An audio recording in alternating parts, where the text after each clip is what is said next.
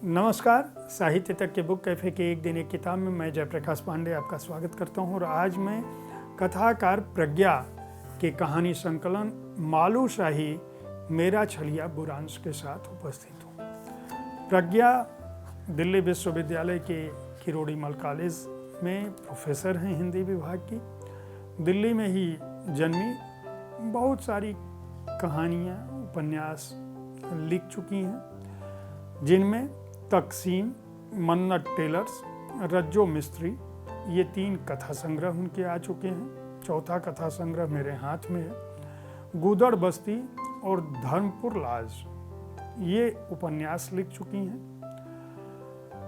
कई सम्मान पा चुकी हैं। मेरा स्मृति सम्मान, महेंद्र प्रताप स्वर्ण सम्मान, स्योना अंतर्राष्ट्रीय कथा सम्मान पा चुकी हैं। नुक्कड़ नाटक रचना और प्रस्तुति, नाटक से संवाद, नाटक पाठ और मंचन, कथा 1 अंक की, ये जो है नाट्यालोचना पर केंद्रित उनकी पुस्तकें हैं। तारा की अलवर यात्रा बाल साहित्य की श्रेणी में प्रथम पुरस्कार पा चुकी हैं।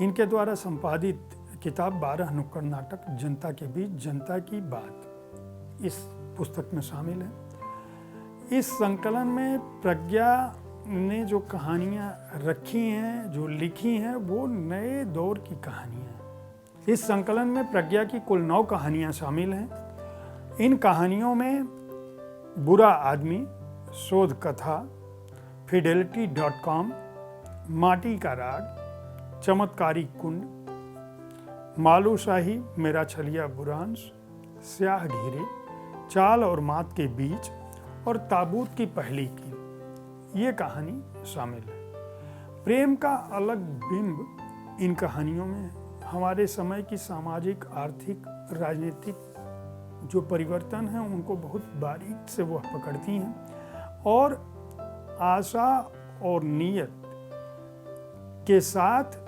स्वाभाविकता का ऐसा वातावरण बुनती हैं कि आप इन कहानियों में डूबने और उतराने लगते हो।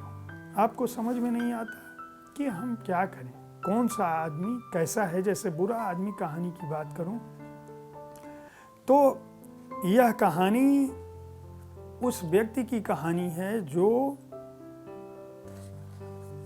अपने वातावरण से, अपने काम के वातावरण से, काम के दबाव से परेशान रहता है। वह समझता है कि हर दिन जब उसकी शिफ्ट खत्म होने वाली होती है तभी उसका जो मालिक है, जो LIC का इंश्योरेंस कंपनी का एजेंट होता है, इसको वसूली के लिए भेज देता है। कभी कहीं भेज देता है, कभी कहीं भेज देता है। वह सोचता है कि आज किसी भी तरह से वो मना करेंगे तो मैं भाग जाऊंगा। और वह क्या करता है कि जब आखिरी जगह उसे भेजा जाता है तो वहीं से ऑफिस न लौटकर कैब पकड़ लेता है। कैब पकड़ता है, जाम के दौरान कैब फंस जाती है और जब एक ऐसे इलाके में पहुंचता है जहां सुनसान होता है, अचानक कैब खराब हो जाती है और उस दौरान यह देखता है कि इसके मोबाइल की बैटरी भी ख़त्म होने के कगार पे। वो बहुत झुंझला उठता है और बहुत परेशान होता है। कैब वाला कहता है, साहब मैं क्या करूं। ये उसको डांट डपट करता है और नाराज़ होकर पैदल चल निकलता है। कहता है कि ठीक है, 8-10 किलोमीटर ही तो मेरा घर बचा है, मैं पैदल चला जाऊंगा। इसको ये ना भान नहीं होता कि रात के इस समय में जब 9-10 बज चुके होते हैं तब यह किस हालात में कहाँ जाएगा। आगे बढ़ता है, यह डरता भी है वहाँ के माहौल से। इसके दिमाग में तरह तरह की खबरें आने लगती हैं कि आखिर लोग लूटे जाते हैं, मार दिए जाते हैं, क्या क्या होता है। उसी समय पुलिस की गाड़ी गुजरती है। बहुत ही अच्छा वातावरण प्रज्ञा ने अपनी कहानी का शब्द चित्र की तरह से खींचा है, जैसे आपको लगेगा कि आप देख ही रहे हो, फिल्म कोई देख रहे हैं। वह जब आगे बढ़ता है, एक कस्बा आता है, कुछ लड़के उसको दिखाई देते हैं और उसको समझ में नहीं आता है। वो डरता है, थोड़ा तेज होता है, उसको लगता है कि मेरी पीठ पर कुछ आंखें घूर रही। कुछ और आगे बढ़ता है तो उसे एक आवाज़ सुनाई देती है जो लड़की की आवाज़ होती है। लड़की घबराहट में भाग रही होती है। यह पहले डर जाता है, फिर वह लड़की की दिशा में जाता है और अंततः उस लड़की को पकड़ लेता है और लड़की अंधेरे में छुप जाती है। लेकिन यह लड़की से कहता है कि तुम डरो नहीं, तुम बाहर निकलो। वह लड़की इसको पहचान जाती है और इसको कहती है आप। और फिर वो कहता है, पहचान नहीं पाता है, वो कहता है मैं तुम्हें नहीं पहचानता। तो वो कहती है आप पहले आते थे, मेरे घर में आते थे, मेरे पिता से मिले थे। और फिर लड़की इससे बात करने लगती है। ये कहता है कि चलो मैं तुमको घर छोड़ देता हूँ, तो लड़की रोने लगती, कहती मैं नहीं जाऊँगी। और फिर यह धीरे धीरे उससे बात करता है और लड़की कहती है मैं आपको बहुत पसंद करती थी और मैं आपको बहुत पसंद करती हूँ। ये सोचता है कि मेरी और इसकी उम्र में कितना अंतर है, ये अभी कमसिन लड़की है, किशोर उम्र की लड़की है, युवा हो रही है, और मैं एक आदमी हूँ और ये किस तरह से मुझे पसंद करने लगती है। यह सोचता रहता है और तब तक लड़की इसके पास सो जाती है। अब कहानी का जो असली पहलू है, जो बुरा आदमी है, वह यह है कि जब लड़की सो जाती है तो इसका हाथ उस लड़की के कुर्ते की तरफ बढ़ता है और फिर अचानक इसके दिमाग में आता है कि जो कुछ यह बुरा सोच रहा था, चारों तरफ इसके हाथ में कांटे उगाए, चारों तरफ इसके वातावरण में कांटे उगाए, ये पसीने से नहा उठता है और फिर यह सोचता है कि नहीं, बुरा आदमी कौन है, और ये अपना हाथ खींच लेता है। वह लड़की सोई रहती है और कहानी खत्म होती है। इस तरह का वातावरण, एक आदर्श वातावरण ये खींचते हैं, सुबह होती है और यहाँ से कहानी खत्म हो जाती है।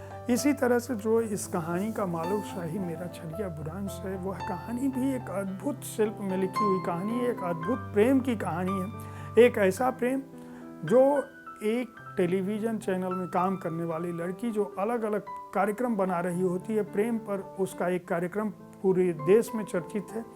वह स्टूडियो में प्रेमी जोड़ों के बारे में बात कर करके उनके जीवन की कहानी सुनाते सुनाते थक जाती है। फिर उसको एक दिन एक ऐसा असाइनमेंट मिलता है कि तुम पहाड़ों पर जाओ और वहाँ से फील्ड में कहानी ढूंढो। वो कहती है मैं फील्ड में तो कभी गई नहीं थी, लेकिन जो उसके कार्यक्रम के डीजी होते हैं वह उसे भेजते हैं कि तुम चिंता नहीं करो, वहाँ तुम्हें मदद मिल जाएगी। जब ये पहाड़ पर जाती है और वहाँ पहला जो असाइनमेंट ये जोड़ती है, वहाँ जो नायिका मिलती है उससे बात करती है कि आप सर से कब मिले, और वहाँ यह देखती है कि वह पहाड़ों के बारे में, वहाँ बच्चों के बारे में, तरह तरह के जीवन के बारे में वह महिला बताती है जो नायिका है। और वह यह भी कहती है कि उसकी मुलाकात अपने सपनों के पुरुष से तब हुई थी जब वह विधवा हो चुकी थी, और अचानक वह हाथ पकड़ के जाते हैं और इनके माता पिता के सामने जाकर खड़े हो जाते हैं और कहते हैं कि इसका हाथ हमको दे दो और मैं इससे शादी करना चाहता हूँ। ये कहती है कि आखिर मेरे प्रोग्राम का, कार्यक्रम की रूपरेखा ऐसी है कि मुझे उनसे मिलना है, आप दोनों से साथ बात करनी है। लेकिन वह नायिका कहती है पहले मेरी बात कर लो, तुम्हें इसी जगह वो मिल जाएगा जो मेरा छलिया है। और वह अपनी पूरी कहानी बताती है कि किस तरह से उनकी प्रेम कथा इन पहाड़ों में गूंज रही है और पहली बार ये दोनों एक दूसरे को जब मिलते हैं और किस तरह उनके जीवन में आते हैं। यह बड़ा परेशान होती है कि मैं इनसे 2 बार मिल चुकी, लेकिन मुझे अभी तक उस व्यक्ति का, इनके प्रेमी से मेरी मुलाकात नहीं हुई। अगले दिन यह सोती है, इसको खबर मिलती है कि तुम जल्दी से वापस आ जाओ, अगर असाइनमेंट पूरा हो गया तो, नहीं भी हुआ है तो तुम यहाँ रिपोर्ट करो। तब यह उनके लिए बाजार से खरीदती है, उस नायिका के लिए और उनके प्रेमी के लिए। लेकिन जब यह देने लगती है गिफ्ट उस गेस्ट हाउस के देखने वाले को, तो वह बताता है कि ये 2 उपहार किसके लिए है। वो कहती है कि एक जो नायिका जिसका नाम है धरा, मुक्ता के लिए दे रही हूँ, और दूसरी जो सर हैं मनिल सर, उनके लिए दे रही हूँ। अब वह कहता है दद्दा को तो गुजरे हुए जमाना बीत गया। तो ये कहती है कि फिर वो किसके लिए, वो तो मुझे कल भी बोली थी कि आपको इसी जगह मिलेंगे। तो वो कहता है कि हाँ, वो कहती जरूर हैं, लेकिन वो दद्दा के जीवन आदर्श को अपने जीवन में इस कदर उतार चुकी हैं कि हर दिन ये समझती हैं कि वह आएंगे। यहाँ तक कि उनकी संगीत मंडली, उनकी जीवन में जो कुछ भी था सब कुछ उन्होंने उसी तरह से रखा है, लेकिन दद्दा शायद नहीं आएंगे। ये पूछती है कि क्या वो कभी नहीं लौटेंगे, क्या वो मर चुके हैं, ये बात जानते हो? वो कहता है कि गुजरा हुआ आदमी लौट कर नहीं आता, लेकिन मैं ये जानता हूँ कि जब तक दीदी जिंदा हैं वह निश्चित रूप से उस प्रेम को, उस प्रेमी को अपने जिंदा रखेंगी। यह एक अलग तरह की कहानी है, अलग तरह के विन्यास पर लिखी गई है। इसकी पृष्ठभूमि ऐसी है कि इस तरह के आदर्श प्रेम की आज के दौर में कल्पना थोड़ी मुश्किल है, लेकिन यही इस कहानी की सबसे बड़ी खूबी है कि यह आपको जो लोक कथाएं पहाड़ों में व्याप्त हैं या जो श्री फरहाद, लैला मजनू, इस तरह की जो कहानियां हैं, वह कहानियां ऐसे ही वातावरण में पनपी होंगी, पली होंगी, बढ़ी होंगी। आप अगर अच्छी कहानियों के पाठक हैं तो प्रज्ञा के इस कहानी संकलन को खरीद कर पढ़ सकते हैं। लोक भारती पेपरबैक्स ने इस पुस्तक को प्रकाशित किया है, जो राजकमल प्रकाशन का सहयोगी उपक्रम है। मूल्य है 199 रुपये और पृष्ठ संख्या है 160। उम्मीद है साहित्य तक का यह एपिसोड आपको पसंद आया होगा। इस कार्यक्रम में आप किस तरह की पुस्तकों की चर्चा चाहते हैं, इसके बारे में अपनी राय से हमें ज़रूर अवगत कराएं।